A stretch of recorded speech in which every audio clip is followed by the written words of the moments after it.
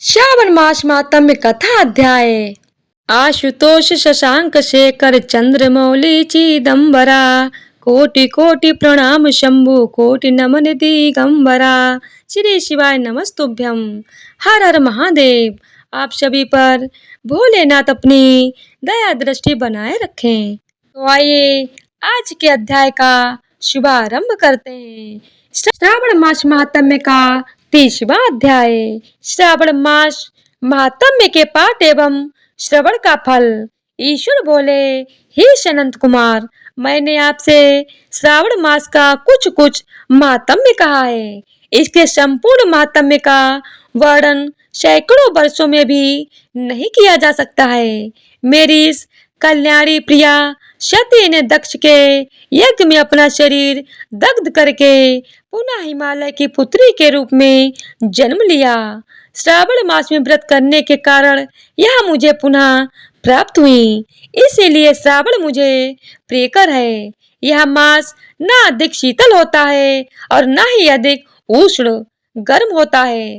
राजा को चाहिए कि श्रावण मास में श्रौताग्नि से निर्मित श्वेत भस्म से अपने संपूर्ण शरीर को उद्धूलित करके जल से आर्त भस्म के द्वारा मस्तक, वक्षस्थल, नाभि, दोनों बाहु, दोनों कोहनी, दोनों कलाई, कंठ, सर और पीठ, इन 12 स्थानों में त्रिपुंड धारण करें। मान स्त्रों के मंत्र से अथवा सदोजात आदि मंत्र से अथवा सदाक्षर मंत्र ओम नमः शिवाय से भस्म के द्वारा शरीर को सुशोभित करें और शरीर में 108 रुद्राक्ष धारण करें। कंठ में 32 रुद्राक्ष, सर पर 22, दोनों कानों में 12, दोनों हाथों में 24, दोनों भुजाओं में 8-8 ललाट पर 1 और शिखा के अग्रभाग में 1 रुद्राक्ष धारण करें। इस प्रकार से करके मेरा पूजन कर पंचाक्षर मंत्र का जाप करें। हे विपेंद्र, श्रावण मास में जो ऐसा करता है वह मेरा ही स्वरूप है, इसमें संदेह नहीं है। इस मास को मेरा अत्यंत प्रिय जानकर केशव की तथा मेरी पूजा करनी चाहिए।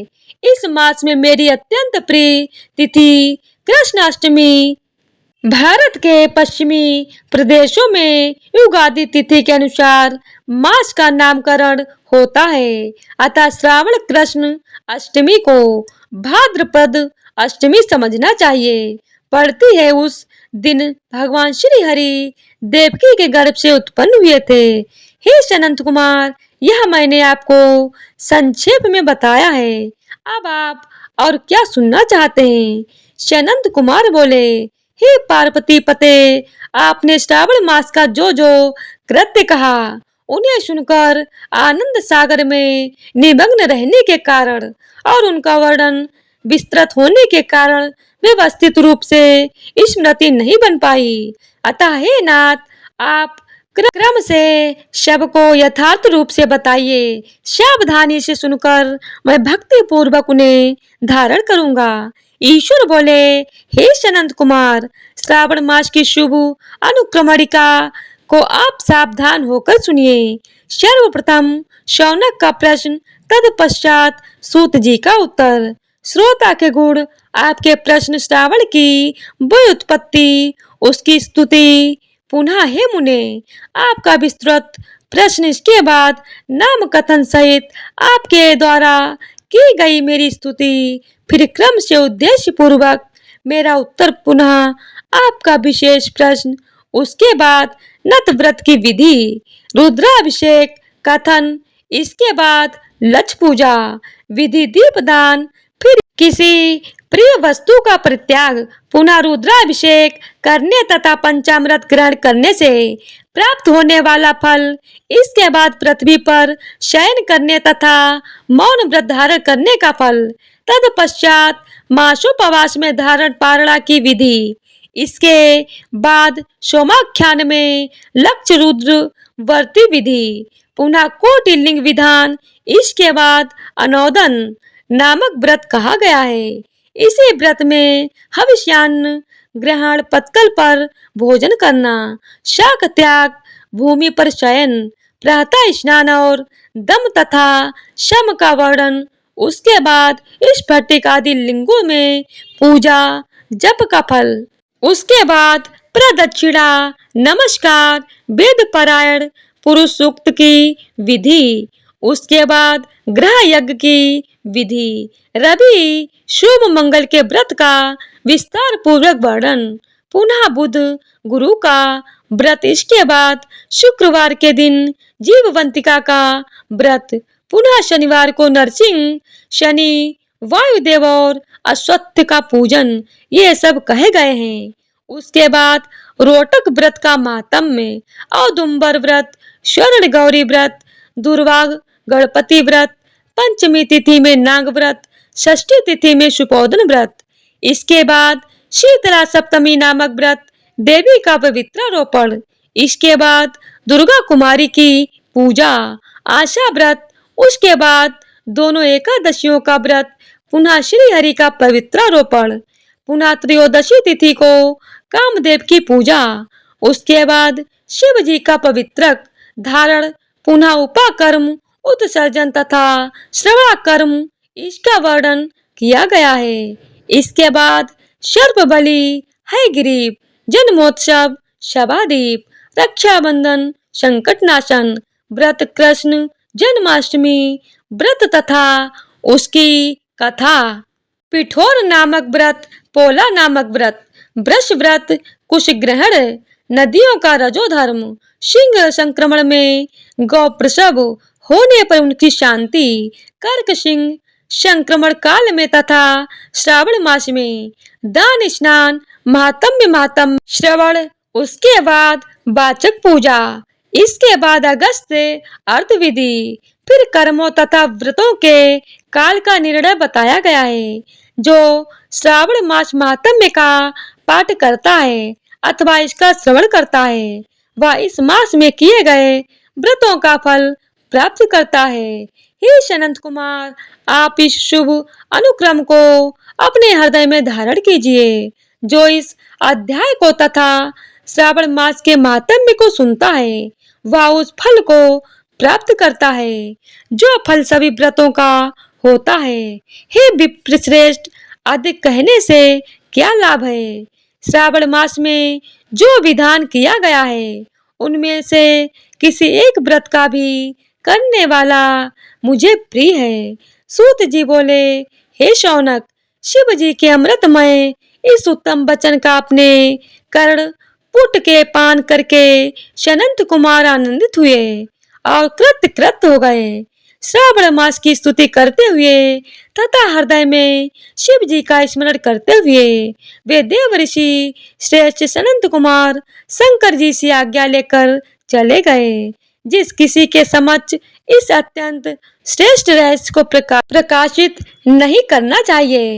हे प्रभु, आपकी योग्यता देखकर ही मैंने इसे आपसे कहा है। इस प्रकार श्री स्कंद पुराण के अंतर्गत ईश्वर सनंत कुमार संवाद में श्रावण मास महात्म्य में अनुक्रमणिका कथन नामक 30वां अध्याय पूर्ण हुआ। तो प्रेम से बोलिए शंकर भगवान की जय हो। ओम नमः शिवाय। तो आइए अब श्रवण करते हैं काशी विश्वनाथ ज्योतिर्लिंग की कथा। काशी विश्वनाथ मंदिर भारत के उत्तर प्रदेश के वाराणसी शहर में पवित्र गंगा नदी के तट पर स्थित है। वाराणसी भारत में सबसे लंबे समय तक रहने वाले शहरों में से एक है, जिसे बनारस या काशी के नाम से भी जाना जाता है और यह भारत के 7 सबसे पवित्र शहरों में से एक है और कई महत्वपूर्ण हिंदू मंदिरों का घर है। बनारस को एक ऐसे जगह के रूप में भी जाना जाता है जहां आयुर्वेद और योग परंपरा के निर्माता पतंजलि रहते थे और शिक्षा देते थे। यह एक महत्वपूर्ण बौद्ध शहर भी है, क्योंकि कहा जाता है कि बुद्ध ने अपना पहला उपदेश यहीं दिया था। इस पवित्र शहर में गंगा नदी के किनारे कई घाट हैं, लेकिन सबसे बढ़कर यह भगवान शिव का शहर है। कहा जाता है कि भगवान शिव जिसको चाहेंगे वही लोग यहाँ आ सकेंगे। यह मोक्ष प्राप्त करने तथा जन्म और मृत्यु के चक्र से मुक्त होने के लिए सबसे महत्वपूर्ण तीर्थ स्थानों में से एक है। ऐसा माना जाता है कि काशी विश्वनाथ पहला ज्योतिर्लिंग है जो पृथ्वी को तोड़कर आकाश तक चमकता है और ऐसा करके उसे अन्य सभी देवताओं पर अपना वर्चस्व स्थापित किया। इस मंदिर में ज्योतिर्लिंग के साथ शक्तिपीठ भी है। इस मंदिर में शिव को विश्वेश्वर के नाम से भी जाना जाता है, जिसका अर्थ है ब्रह्मांड का शासक। इस ज्योतिर्लिंग की उत्पत्ति के बारे में शिव पुराण में एक कथा का उल्लेख है।